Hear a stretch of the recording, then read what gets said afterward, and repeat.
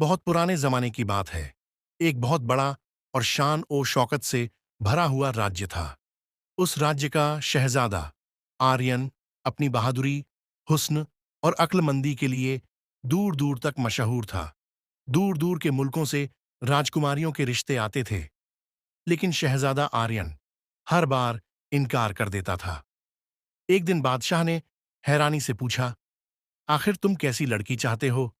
शहजादा आर्यन हल्का सा मुस्कुराया और बोला, अब्बा हुजूर, मुझे ऐसी लड़की चाहिए जिसका दिल साफ हो, जो दौलत नहीं, इंसानियत को समझती हो। उसी राज्य के किनारे एक घना जंगल था और उस जंगल के पास एक छोटी सी झोपड़ी में जोया नाम की एक लड़की रहती थी। जोया बहुत खूबसूरत थी। उसकी आंखों में मासूमियत और चेहरे पर नूर था। गांव के लोग अक्सर कहते थे, ये लड़की जैसे चांद का टुकड़ा है। लेकिन जोया बहुत गरीब थी। वह हर रोज जंगल से लकड़ियां इकट्ठा करती और बाजार में कांच की चूड़ियां बेचकर अपना गुजारा करती थी। लेकिन उसकी गरीबी से भी बड़ा उसका दिल था। वह हर जरूरतमंद की मदद करती थी। एक दिन शहजादा आर्यन शिकार करने जंगल गया, लेकिन अचानक वह रास्ता भटक गया। काफी देर भटकने के बाद उसे दूर एक छोटी सी झोपड़ी दिखाई दी। जब वह वहां पहुंचा तो उसने एक दिल छू लेने वाला मंजर देखा। जोया अपने हाथों से एक जख्मी परिंदे की मरहम पट्टी कर रही थी। उसकी आंखों में रहम था और चेहरे पर सुकून। शहजादा यह देखकर हैरान रह गया। उसने अपनी पहचान छुपाई और एक आम मुसाफिर बनकर कहा, क्या मुझे थोड़ा पानी मिल सकता है? जोया मुस्कुराई और बोली, मेहमान के लिए दरवाजा हमेशा खुला रहता है। शहजादा आर्यन जोया को आजमाना चाहता था। उसने कहा, मैं बहुत गरीब मुसाफिर हूं।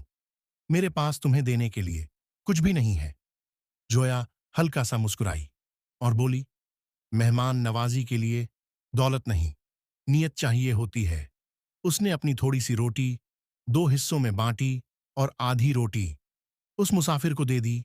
उसी पल शहजादा समझ गया, यही वो लड़की है जिसकी उसे तलाश थी। अगली सुबह जोया अपनी झोपड़ी के बाहर खड़ी थी कि अचानक शाही सैनिक वहां आ पहुंचे। जोया घबरा गई।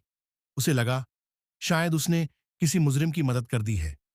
तभी दूर से एक शाही रथ आता दिखाई दिया। रथ रुका और उसमें से वही मुसाफिर उतरा। लेकिन इस बार वह साधारण कपड़ों में नहीं था। वह शहजादा आर्यन था। सारे सैनिक उसके सामने झुक गए। आर्यन जोया के पास आया और उसके हाथ में सोने की चूड़ी पहनाते हुए बोला, जोया, तुमने एक अनजान गरीब इंसान की मदद की जबकि तुम्हारे पास खुद कुछ नहीं था। ऐसा दिल बहुत कम लोगों के पास होता है। तुम ही इस महल की असली मलिका बनने के लायक हो। जोया की आंखों में आंसू थे, लेकिन इस बार वो आंसू खुशी के थे। और इस कहानी से हमें ये सीख मिलती है, इंसान की असली खूबसूरती उसके कपड़ों या दौलत में नहीं, बल्कि उसके साफ दिल और अच्छे अखलाक में होती है।